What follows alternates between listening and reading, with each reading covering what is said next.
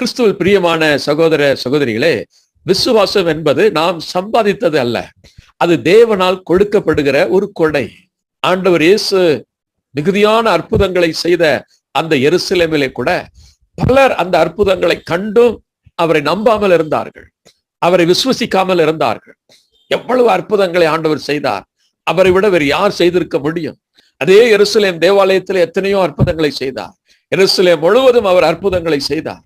ஆனாலும் கூட அதை நேரிலே கண்டவர்கள் சிலர், அந்த அற்புதங்களை அனுபவித்தவர்கள் கூட அவரை விசுவசிக்காமல் இருந்து விட்டார்கள் என்பதை கேள்விப்படும் போது, பார்க்கும் பொழுது, நமக்கு அந்த விசுவாசத்தை கொடுத்திருக்கிறார் என்றால் அது ஒரு மிகப்பெரிய பாக்கியமானது. கடவுள் தான் அந்த விசுவாசத்தை ஒரு மனிதனுக்குள்ளே கொடுக்கிறார். எபிரேயர் 12:2 அப்படித்தான் வாசிக்கிறோம். விசுவாசத்தை தொடங்குகிறவரும் அதை நிறைவு பெற செய்கிறவருமாகிய இயேசு கிறிஸ்து என்று சொல்லப்பட்டிருக்கிறது.